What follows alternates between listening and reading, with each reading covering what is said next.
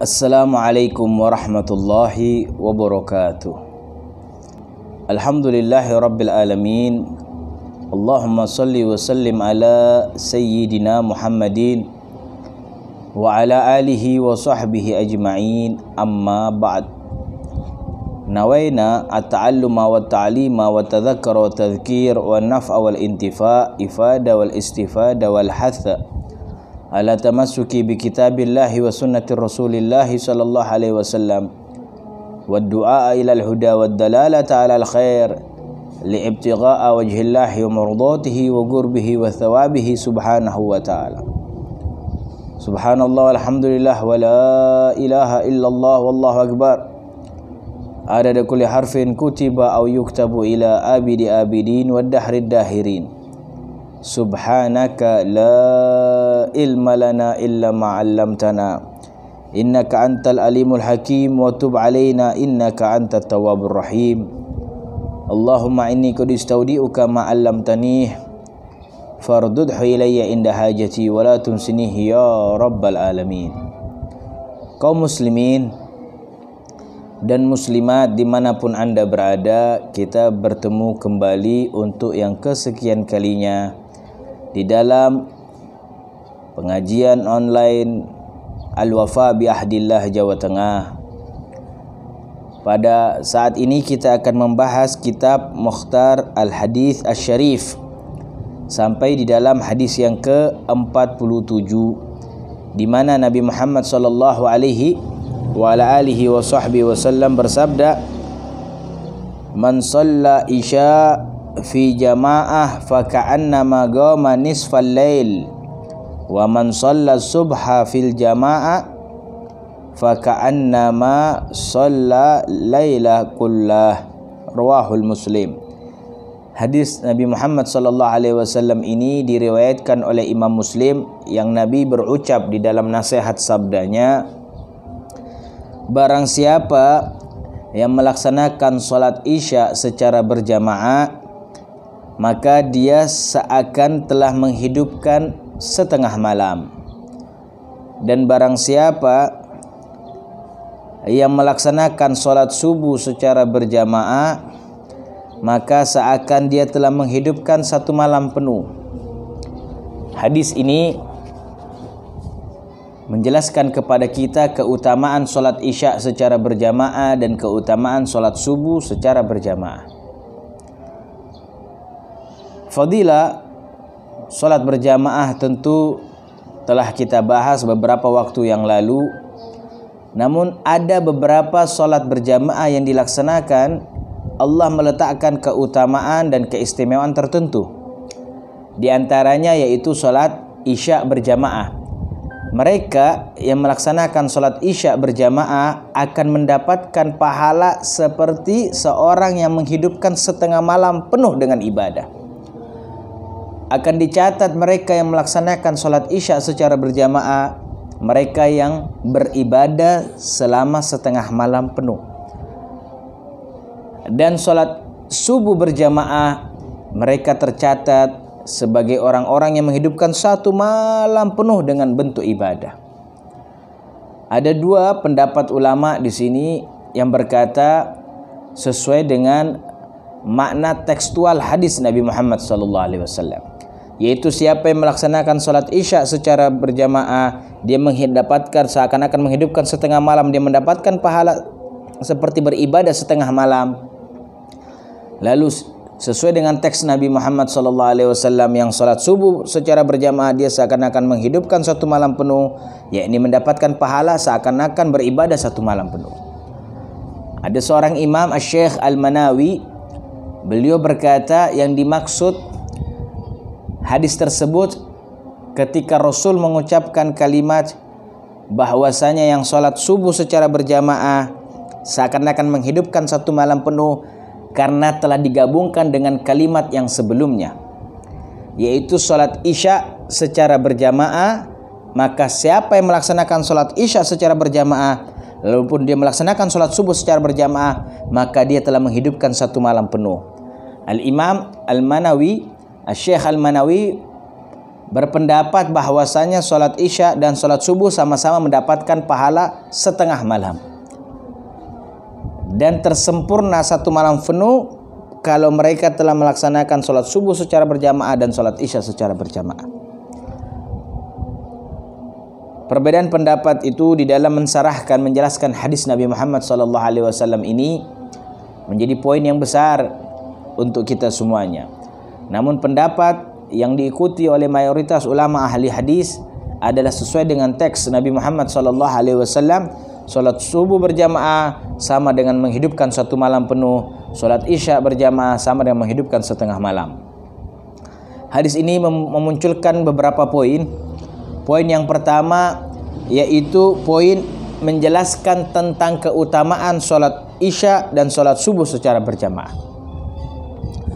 Lalu poin yang kedua yaitu mengajak kepada kita untuk musabaqah atau untuk musari'ah lil fadli, untuk berusaha, berlomba dan bersegera terhadap keutamaan yang ada pada salat isya dan yang ada pada salat subuh secara berjamaah.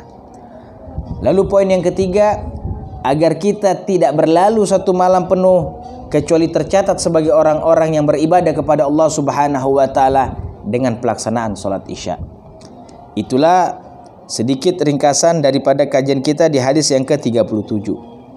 Adapun di hadis yang ke-38, Nabi Muhammad sallallahu alaihi wasallam bersabda dan diriwayatkan oleh Imam Al-Bukhari, Rasul menyebutkan al-mar'u ma'aman ahab. Al-mar'u ma'aman ahab. Seseorang itu bersama dengan yang dia cintai. Seseorang itu bersama dengan yang dia cintai. Yang dimaksud seseorang di sini baik laki-laki maupun perempuan. Bersama yang dia cintai ini yang dimaksud adalah kehidupan di akhirat kelak. Hadis ini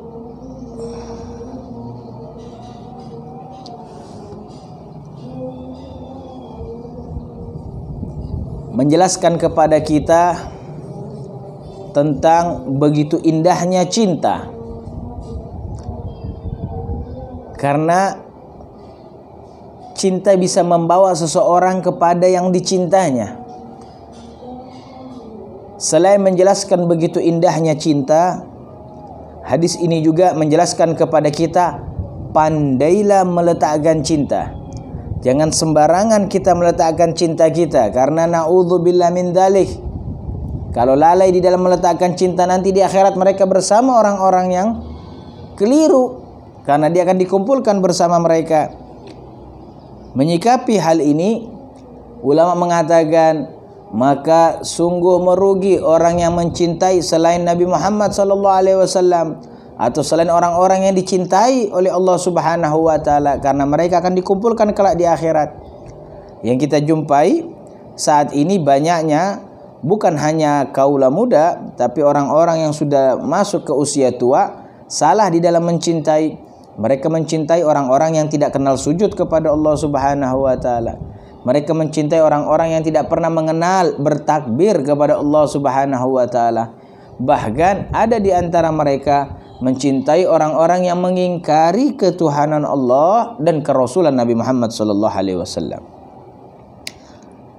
Ketika hadis ini dan hadis yang semisal redaksi ini sampai ke telinga para sahabat Nabi Muhammad, bukan luar biasa, bukan main kesenangan mereka. Mereka mengatakan bahwasanya hadis inilah bentuk puncak kegembiraan di antara sekian banyak nasihat Nabi Muhammad kepada mereka. Karena para sahabat Nabi Muhammad SAW tahu betul mereka yang dia cintai hanyalah Nabi Muhammad SAW yang mereka harapkan kelak bersamanya. Dikisahkan ada seorang sahabat yang bernama Thauban. Sahabat Thauban ini pernah beberapa waktu tidak kelihatan di hadapan Nabi Muhammad SAW. Lalu Rasulullah menanyakan bagaimana kabarnya Thauban. Ternyata beliau sedang sakit. Ditanya apa penyebab sakitnya. tiada lain penyebab sakitnya dikarenakan kecintaannya kepada Nabi Muhammad sallallahu alaihi wasallam. Sauban berkata kepada Rasul, "Ya Rasulullah, yang membuat aku sakit ini adalah aku memikirkan engkau. Aku tahu siapa diriku dan siapa engkau ya Rasul. Engkau sudah pastilah masuk akan sorga. Aku siapalah Sauban? Aku tahu diriku, aku tahu bentuk kesalahanku kepada Tuhanku. Aku khawatir tidak bisa masuk ke dalam sorga. Pun kalau aku bisa masuk ke dalam sorga, tentu sorgaku dan sorgahmu ya Rasulullah berbeda tingkatannya. Engkau akan mendapatkan sorga yang terindah dan ternikmat. Aku bisa jadi mendapatkan sorga yang paling rendah, yang paling bawah. Aku memikirkan aku akan terpisah denganmu di akhirat. Kepikiranku ini yang membuat aku sakit ya Rasul." Menjawab kegelisahan Thauban tersebut, Rasul sallallahu alaihi wasallam terdiam hingga Allah Subhanahu wa taala menjawab, menurunkan wahyunya yang menjadi cerita Thauban itu sebagai sebab asbabul nuzul. Ayat Allah Subhanahu wa taala, "Wa may yuti'illaha war rasula fa ulaika ma'al ladzina an'ama Allahu 'alaihim minan nabiyyin was-siddiqin wasyuhada'i wassalihin wa hasuna ulaika rafiqa." Dan barang siapa yang taat kepada Allah dan Rasul, maka merekalah orang-orang yang bersama yang telah diberikan nikmat oleh Allah Subhanahu wa taala dari kalangan para nabi, dari kalangan orang-orang yang jujur kepada Allah, dari kalangan orang-orang yang mati syahid dan orang-orang saleh. Wa hasuna ulaika rafiqa, dan itulah sebaik-baiknya perkumpulan kelak di akhirat nanti. Ayat ini membuat tentram hatinya Thauban bahwasanya dengan taat kepada Allah, taat kepada Rasul sallallahu alaihi wasallam, memupukkan rasa cintanya yang besar kepada Allah dan Rasulnya, akan mendapatkan tempat yang sama kelak dengan Rasul sallallahu alaihi wasallam di surga. Bukan hanya kisah Thauban, bahkan hadis al-mar'u ma'aman ahab yang serupa dengan kalimat tersebut, yaitu ketika ada seorang datang kepada Rasul sallallahu alaihi wasallam yang diriwayatkan oleh sahabat Anas bin Malik. Seorang berkata kepada Rasul, "Ya Rasulullah, inni ahabbu qauman walakin lam astati an a'mala bima amalu." Ya Rasul, aku ini mencintai suatu kaum, tapi aku tidak bisa melakukan perbuatan mereka. Aku tidak bisa mencontoh perbuatan mereka. Rasul mengatakan, "Anta ma'aman ahbab." Engkau bersama dengan yang engkau cintai. Orang ini mengulang kembali lagi, "Ya Rasul, aku mencintai sekelompok orang, namun aku tidak bisa mengikuti amal ibadah mereka. Mereka luar biasa lebih banyak ibadahnya." Maka Rasul menegaskan, "Anta ma'aman ahbab. Al-mar'u ma'aman ahab." Engkau akan bersama dengannya karena seseorang akan bersama dengan yang dicintainya. Sahabat Anas mengatakan, dari pertanyaan seorang itu kami bergembiranya luar biasa karena kami paling mencintai Nabi Muhammad sallallahu alaihi wasallam, maka kami yang akan bersama kelak Nabi Muhammad sallallahu alaihi wasallam di surga. Ini menjelaskan kepada kita tentang indahnya nanti di akhirat dari modal cinta kita. Bahkan riwayat yang semisal hadis tersebut muncul ketika Nabi Muhammad SAW sedang berkhutbah, lalu tiba-tiba ada seorang badui, orang Arab pegunungan, mengangkat suara dengan berkata, "Mata sa'a ya Rasul, kapan hari kiamat?" Rasulullah dalam keadaan berkhutbah, pertanyaan kurang tepat waktunya. Maka Rasulullah melanjutkan khutbahnya. Para sahabat ketika seorang itu bertanya, Rasulullah dalam keadaan berkhutbah memiliki rasa kecewa kepadanya karena menanyakan sesuatu yang tidak pada waktu yang tepat. Setelah selesai berkhutbah, Nabi Muhammad bertanya kepada sahabatnya, "Manis sa'il?" Tadi siapa yang bertanya tentang hari kiamat? Maka majulah seorang badui tersebut, Arab pegunungan, lalu berkata, "Ana ya Rasul, aku ya Rasul." Maka Rasulullah bertanya kembali kepadanya. Ini bentuk kecerdasan Nabi Muhammad.